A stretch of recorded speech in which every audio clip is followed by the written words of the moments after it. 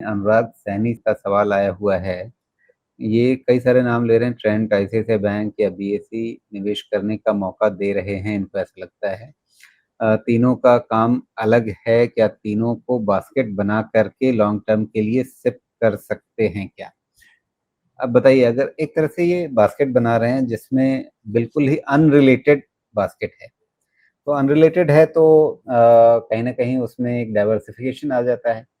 ये चुनाव जो है, ये आपने एक तरफ ट्रेंट ले लिया, आईसीआईसीआई बैंक ले लिया और बीएसई को भी रखा। ये तीनों जहाँ पर ग्रोथ भी है, जो कहीं अ, इसमें अगर कहीं वैल्यूएशन की चिंता आपको आ रही हो, क्योंकि बीएसई पर एक दो बार पहले बात हुई है, तो आप वहां पर बहुत आज की तारीख में ऑप्टिमिस्टिक नहीं है। शायद वैल्यूएशन थोड़ा और करेक्शन होने का इंतजार कर रहे थे, लेकिन बाकी ट्रेंट और आईसीआईसीआई बैंक, इन तीनों का बास्केट मिला करके देखें तो कैसा लगता है? आईसीआईसीआई बैंक देखिए, एक तो बास्केट इनका इसलिए अच्छा है कि रिटेल प्लस बीएफएसआई, तो बैंक ये सारे के सारे आपके क्रेडिट ग्रोथ और कंजम्पशन वाले हैं। वैल्यूएशन का इशू तो है, इसमें कोई डाउट नहीं है। ट्रेंट में भी है, बीएससी में भी है, दोनों में ही है वैल्यूएशन का इशू। बट जिस तरह से अगर कैपिटल मार्केट का ग्रोथ हो सकता है, उसमें मुझे लगता है कि एक पॉसिबिलिटी ये है कि फॉर लॉन्ग टाइम बीएससी का 45 टाइम्स प्लस माइनस 5, ये रेंज में इसका काफी समय तक पी होल्ड कर सकता है, क्योंकि इतना ग्रोथ के पॉसिबिलिटीज हैं हमारे कैपिटल मार्केट में। बट महंगा है, ये पक्का, इसमें कोई दो राय नहीं है, लेकिन महंगा रह सकता है क्योंकि ग्रोथ पॉसिबल है उसमें। रही बात ट्रेंट की, तो ट्रेंट में ना एक चीज आप मॉडरेट कर लें, जो मेरी समझ कहती है कि अब ट्रेंट मुश्किल है कि आपको 150% का ग्रोथ दे पाए सेल्स प्रॉफिट का। आप उसको 20-25% वाला अब नॉर्मल ग्रोथ मान के चलिए। मेरे इवैल्यूएशन में तो यही निकलता है कि ट्रेंट का 20-25%, 30% का एक CAGR ठीक मान के चलना चाहिए। स्टोर एडिशन वगैरह हो रहे हैं, लेकिन वो भी पहले से तो कम ही हो रहे हैं। तो 100 का प्राइस अर्निंग मल्टीपल तो सस्टेन करना मुझे तो नहीं लगता कि पॉसिबल है, और इसलिए ये प्राइस लेवल मेरे हिसाब से फंडामेंटली एक्सपेंसिव है, और कम से कम 20% एक्सपेंसिव है अभी भी। तो अब 20% एक्सपेंसिव को कम कैसे किया जाए? या तो आप अर्निंग्स ऐड करें, या फिर आप प्राइस करेक्ट करें। दोनों में से कोई ना कोई एक चीज तो होनी चाहिए। इसलिए मुझे महंगा लगता है, और डर भी लगता है कि 20-25% की ग्रोथ वाली कंपनी को 100 टाइम्स तो नहीं दे सकते। जो 100 टाइम पे ग्रो कर रही थी, चलिए उसको हम 150 टाइम दे सकते हैं, which is fine, 1.5 times extra. 20-25% की ग्रोथ वाले को 4 टाइम एक्स्ट्रा मुझे रिस्क लगता है, तो वो मेरी समझ कहती है। अच्छा, एक क्विक कमेंट आईसीआईसीआई बैंक, हाँ, आईसीआईसीआई पर जाने से पहले ट्रेंड पे एक क्विक कमेंट। अब इस चार्ट में ये भुजंगाकार चार्ट है। ऐसे चार्ट में मुझे कंफ्यूजन होता है कि आप रिट्रेसमेंट के लिए कौन सा पॉइंट्स चुनेंगे? हाँ, वही आपने क्वेश्चन तो अच्छा ही कर दिया है। तो रिट्रेसमेंट के लिए एक्चुअली उतना कॉम्प्लिकेटेड भी नहीं है। आप इसको ना पहले मंथली कन्वर्ट कर लीजिए, क्योंकि देखिए क्या है कि मेनली हमको एंट्री पॉइंट चाहिए होता है। हाँ, अब ये जो चार्ट है, ये अगर आप मंथली करके देखेंगे तो आपको कंप्लीट रिट्रेसमेंट लेने के अलावा कोई चारा नहीं है, क्योंकि कोई और कहीं स्टॉप नहीं है ना। अगर हम इसको मल्टीपल साइकिल में या उसको वो क्या बोलते हैं 100% स्विंग, कंप्लीट रिट्रेसमेंट कहाँ पर है वो? बस अगर वहीं से मैं शुरू कीजिए, यहीं हाँ, से। तो आप जनवरी 2023 पे पहुंचे। मेरा सवाल होगा कि भाई जनवरी 2023 क्यों? चाल तो इसमें यहाँ से भी शुरू हो गई थी।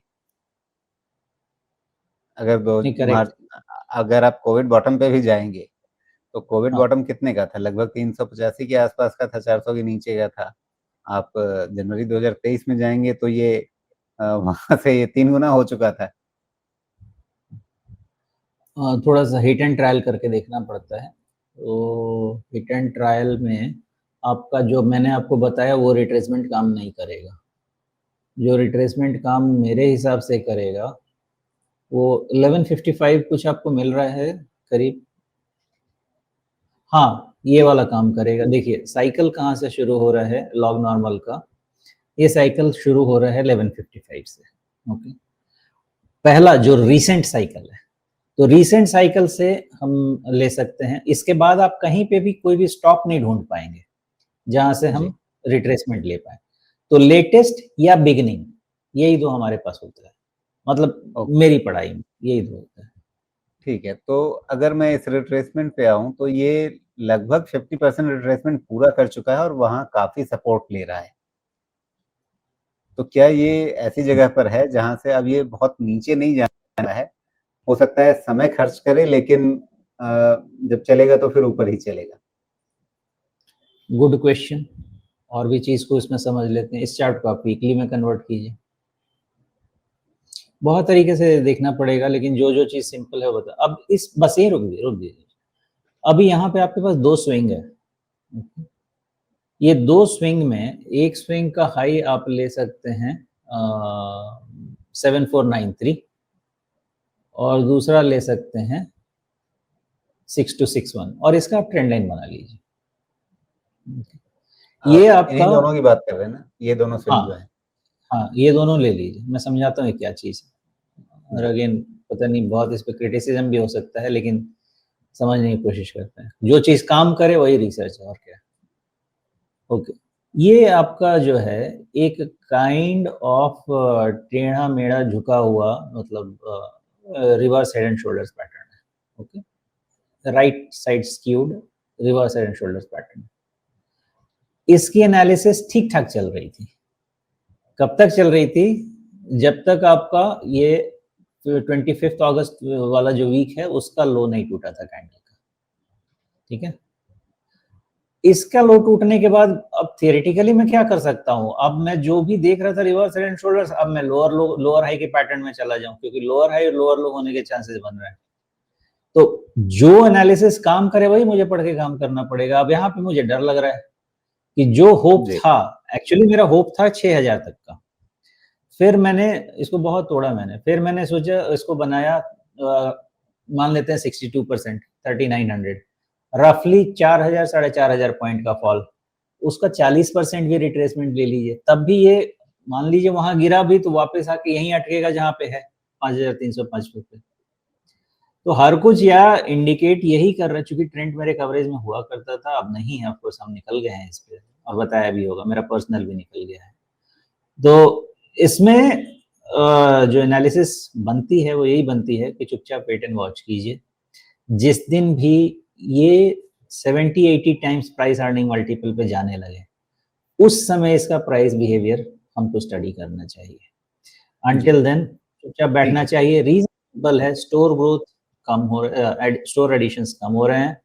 100% का CAGR 20-25% के आसपास का एक्सपेक्टेशन है। दैट वे दोनों चीजें मैच करके कह रही हैं कि अभी तो मुहूर्त नहीं बनता है। जी, और इसके बाद हम जा रहे थे ICICI बैंक पर। ICICI बैंक, ठीक है जी। आज की तारीख में 1372 चाल वापस भी, दरअसल 200 डे मूविंग एवरेज के पास उसके नीचे फिसल गया था, वहां से वापस संभला है, उसके ऊपर लौटा है।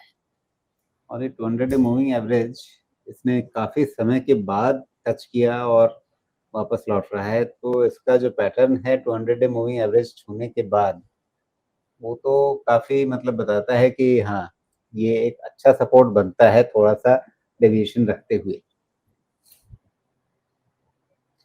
फेयर पॉइंट, लेकिन फिर यहाँ पे चैलेंजेस हैं जो सामने दिख रहे हैं।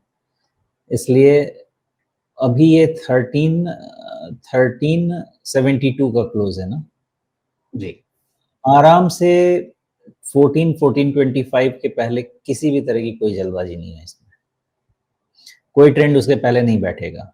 रीजन समझाता हूँ आपको। देखिए 1400 के नीचे ना इसका पैटर्न ब्रेकडाउन है, और इतना लंबा कंसोलिडेशन का पैटर्न ब्रेकडाउन है कि उसके बाद कोई इस पे विश्वास नहीं होना चाहिए कि इसमें नया हाई तुरंत बन जाए, भले अदर बैंक बन जाए। और आपको याद होगा कि मैंने बताया पहले भी, और इस चीज को जाके एनालाइज कीजिए। मैंने कहा था प्राइवेट बैंक से बेटर आपके PSU बैंक परफॉर्म करने वाले हैं। आप टॉप 3-4 PSU बैंक देखिए कैसे। मैं कोई रिकमेंडेशन नहीं देते, लेकिन आपको ये समझाता हूँ पढ़ना कैसे है। आप जाके देख सकते हैं उन बैंक्स को, और उससे अगेंस्ट में प्राइवेट बैंक के बिहेवियर को भी देख सकते हैं। ये क्लियर इंडिकेशन है कि ये अहेड ऑफ टाइम काफ़ी मूवमेंट हो गई है आईसीआईसीआई बैंक की, बिकॉज़ यूफ़ोरिया बिल्ड हो गया था ना यहाँ पे एक समय के बाद। तो ये चीज़ आपकी बहुत ऊपर भी नहीं जाएगी और बहुत नीचे भी नहीं जाएगी। नीचे का थोड़ा क्लैरिटी है, बहुत ज़्यादा क्लैरिटी अभी नहीं है मेरे पास, बट मेरा अंदाज़ा है कि 1300 के नीचे नहीं है और साथ में 1425 के ऊपर नहीं है। इस रेंज में ये कंसोलिडेट करने वाला है अभी कुछ समय तक। बाकी लीड अदर बैंक्स ले सकते हैं रैली का, ये पॉसिबल है। और इन्होंने अपना काम स्वयं खराब किया है। जब ये वो बड़बोली में 50,000 या कितने का लेके चले आए थे ना कि हमको करना है एवरेज बैलेंस जो भी है। बाद में भले 12,000 का किया। ये ऐसा 1-2 काम मैनेजमेंट कर देता है ना, इससे इन्वेस्टर का जो विश्वास है वो थोड़ा डगमगा सा जाता है। ये उसी का नतीजा है, अदरवाइज़ ये हाल इनका होता नहीं था। जी। लेकिन यहाँ पे मैं ये उल्टी टोपी जो इस पे डाली है मैंने राउंडिंग टॉप, तो आप ये कहते हैं कि बड़े इंडेक्स में, बड़े शेयर में शायद 50% रिट्रेसमेंट ऐसी हालत में होता है, वो हो चुका है। कंप्लीटली नहीं कह सकते राजीव जी, इसमें मल्टीपल फैक्टर्स देखना पड़ेगा। अबव 1450 और 1500 आईसीआईसीआई बैंक का एक बड़ा साइकिल टारगेट लगा था, जो राइज शुरू हुई थी 250 के पास से।